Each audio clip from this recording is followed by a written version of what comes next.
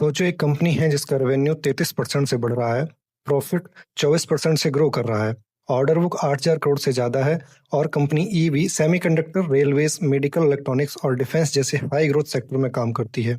फिर भी उसका शेयर अपने हाई से लगभग 60% तक गिर गया। आखिर इन्वेस्टर को ऐसी क्या बात दिखी जो शायद आम इन्वेस्टर देख ही नहीं पाए।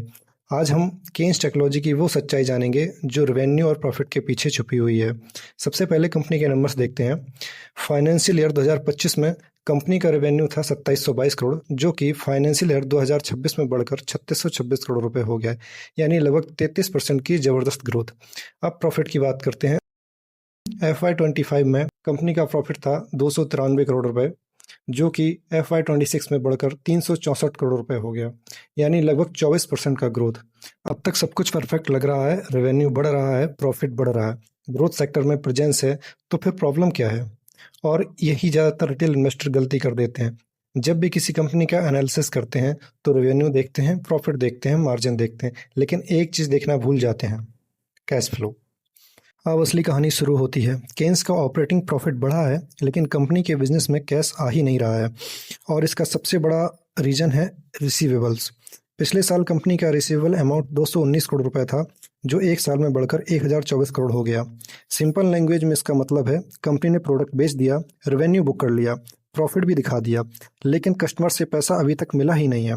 एग्जाम्पल के लिए मानते हैं, मान लीजिए आपने किसी दोस्त को 10,000 रुपए का मोबाइल बेचा और उसने कहा कि पैसे बाद में देगा।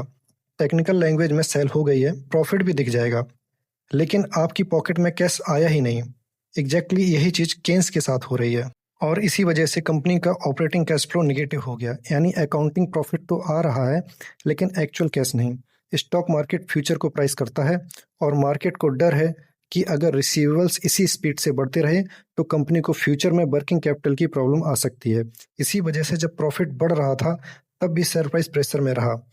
यही रीज़न है कि सिर्फ रेवेन्यू और प्रॉफिट देखना काफ़ी नहीं होता है। लेकिन कहानी का दूसरा साइड भी है। अगर हम कंपनी के फ्यूचर ग्रोथ को देखें तो पिक्चर काफ़ी इंटरेस्टिंग नज़र आती है।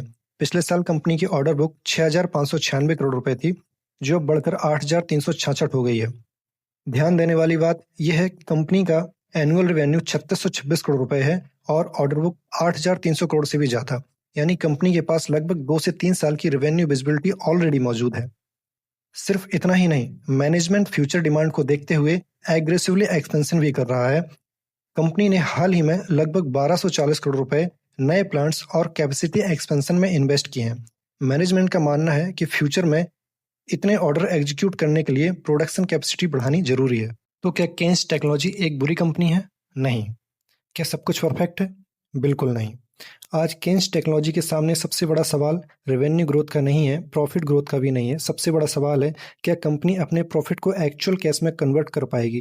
क्योंकि अगर मैनेजमेंट रिसीवेबल को कंट्रोल कर लेती है और कैश फ्लो इंप्रूव हो जाता है तो आज का प्रेशर कल की अपॉर्चुनिटी भी बन सकता है। तो आपके हिसाब से Kaynes technology long term winner है या कैश फ्लो एक रेड फ्लैग है? कमेंट करके ज़रूर बताएं और ऐसे ही डीप स्टॉक एनालिसिस के लिए चैनल को सब्सक्राइब करना ना भूलें।